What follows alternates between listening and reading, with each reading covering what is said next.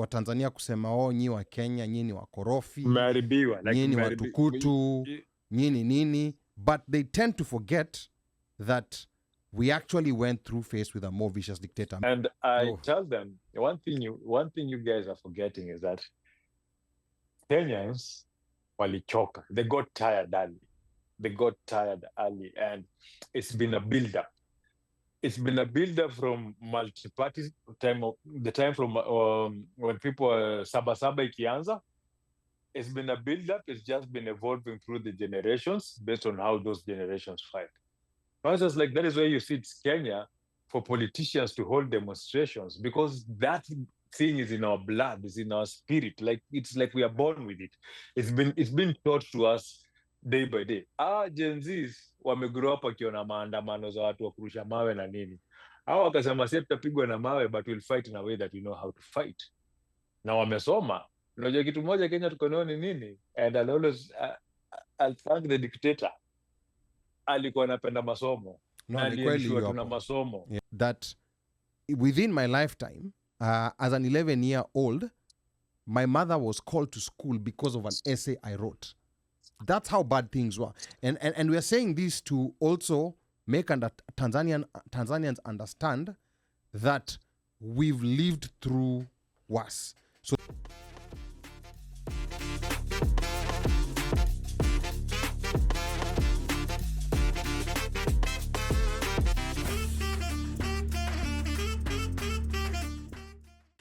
and you see, it's an interesting point, Mika, you bring up, because, I've been discussing with some of my Tanzanian friends, and of course, zile magroup za Tanzania, mimi niko pale ndani kama mall, nasikia, nakaa tu kimya kimya nikisikia wanasema nini kuhusu wa Kenya, is that a lot of Tanzanians forget that we were in this phase with a more vicious dictator.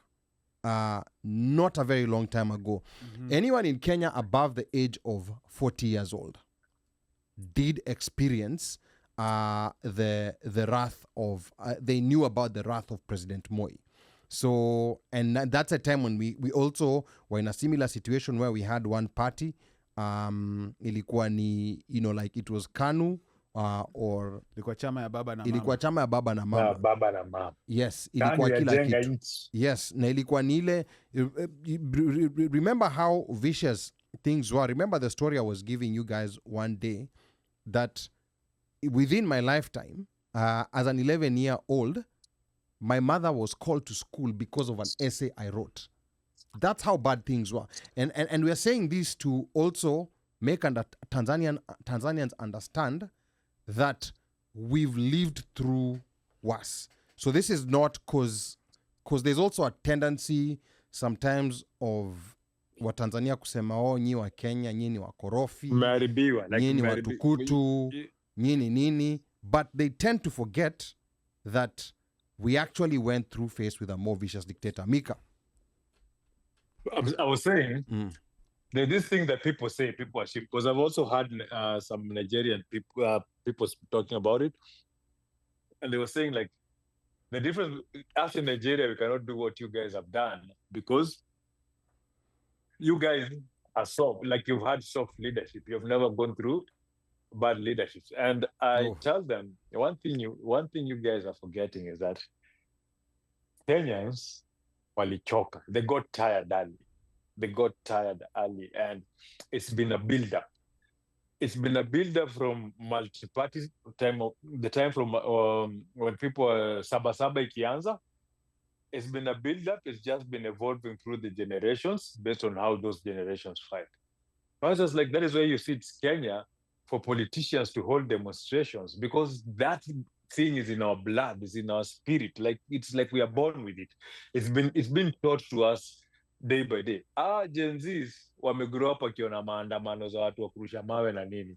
Hao wakasema sisi tutapigwa na mawe, but we'll fight in a way that we know how to fight. Na wamesoma. Unajua kitu moja Kenya tuko nayo ni nini? And I'll thank the dictator. Alikuwa anapenda masomo. No, ni kweli tuna masomo. Yeah. Ensure like he ensured the education in Kenya is good. Like somebody can go to Kenya has very few literate people basically. Hata mtu kalifika class 8 anaweza express kwa Kizungu, anaweza understand, like akona IQ, akona logical thinking. Hiyo tu kwenda shule hizo tu hiyo hata kali somo kidogo kidogo, kuna the education system goes. So people know how to do. We might have our flaws or kina tribalism na nini, and that and liking leaders in certain ways. We have our faults. We're not the complete thing yet, but we have evolved to reach where we are right now. Na Where alafu where people assume that it's just we are spoiled brats. We're not spoiled brats. We know we've fought to a point whereby we know we have to keep fighting or we go back to Tanzania. na alafu Mika, kumbuka, like when it comes to the education part, there's sometimes also this assumption that we get from our brothers, na mi nasema hivi, nyinyi ni ndugu zetu, whether you like it or not, that hawa ni kizungu tu wanajua. And I'd like to say this. Yes, maybe kizungu is part of, what we learned very well in school, but I'm also gonna say this. Education ya Kenya, si kizungu peke yake. When you look at Kenya as a country, Kenya is a very unique country within the African context. If you go, in different African countries, and I'm not going to mention which one, but if you go to different African countries, in Kenya today, part of the reason, we've been talking a lot of music the past 2-3 weeks when BN was here. We've been talking a lot of music. Part of the reason why the music industry in Kenya, especially, has been experiencing some challenges, unlike in other countries like Tanzania, Congo, is that because these top musicians are fighting for divided attention with so many other people. In Kenya, unaweza kuwa lawyer na ukawa celebrity. You can be an engineer and be a celebrity. So the celebrityism is not only limited to spaces like entertainment, like what you find in when you go to a country like the Democratic Republic of Congo. With all due respect, but unaona sasa Kenya, these top musicians who are very good, they are competing for attention with so many other different people who are excelling in different fields. Unajua kitu fani na Kenya ni nini? Yeah. Unaweza kuwa msanii umetoa ngoma haikuhit, influencer kakuja katoa dance style, dance ndio ina hit kushinda ngoma yako. Yeah, that happens. And that happens. So nasema, there's some of these narratives that we get from the other side, and there's also some misinformed narratives that even Kenyans have about Tanzanians, and I think this is where this needs to be. It would have been nice today if Mubelwa was on the panel. Mubelwa, kama unasikiza, 202-683-4570, press *5 to speak. Hapa Yakobo anauliza, ask Mubelwa Tanzanian perceptions of Kenyans in Bongo. I have a feeling most think tuna kiherehere, and this would explain their raia and political reaction. I don't know what he meant by raia there, but it explains their political reactions. What I think, because I also have a lot of relations, I have a lot of relatives in Tanzania who are Tanzanians. Msiniulize, staki immigration ya Tanzania. Ikuje waulize ni kivipi mko na cousins Kenya na nini. Too late. Yeah, but I have, family in Tanzania who are Tanzanians. And talking to them, I'm sometimes under the impression that there's also been a lot of poison that has been put on the average Tanzanian's mind about Kenyans. Because these issues zote, they're usually about Kenyans. If I can guarantee you, if these activists were from Lithuania or Latvia or Uruguay, we would never even know about them. Mm-hmm. We would never even know that they were there, because they were actually diplomats. Kwa hiyo court, and I think there were also some international human rights organizations represented in that courtroom. So the issue is, why only the Kenyans?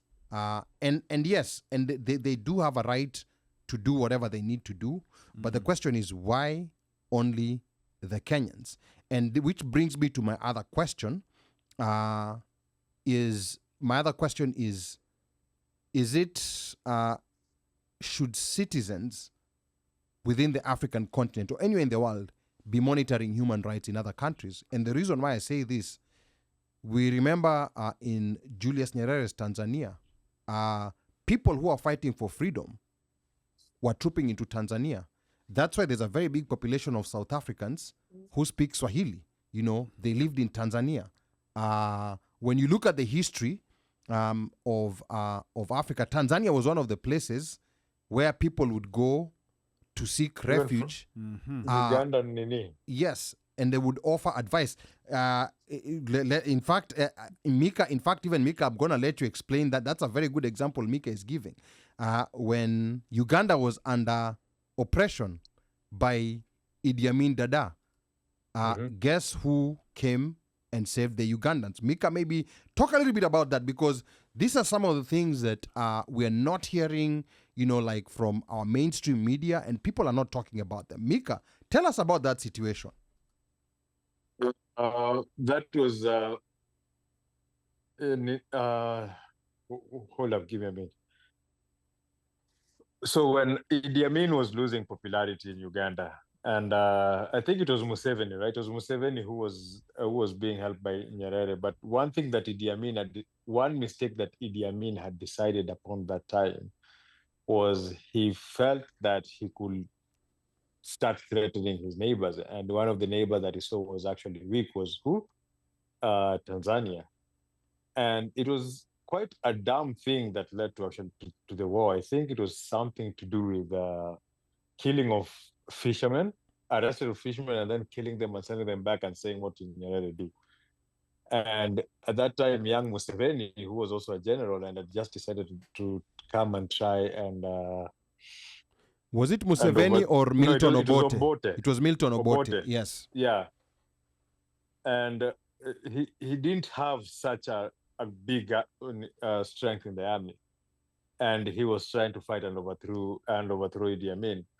And at that particular moment, what did Nyerere do? He declared war on Tanzania, and the Tanzanians helped Obote. Obote marched up to Kampala and took out Amin. So you see, this is where we, you know, like should we try Omosh? History is also important. Wacha tusikie Omosh. Let's try to hear Omosh if the echo issue has been sorted out. DJ Omosh Fire, unatusikia? Yeah, nawasikia. Munanisikia? Okay. Hold on. Yeah, actually, I think what he tried to annex a part of Tanzania. Yeah, and that's when he killed Tanzanians. He killed Tanzanians he tried to annex a part of Tanzania. Yeah. Okay.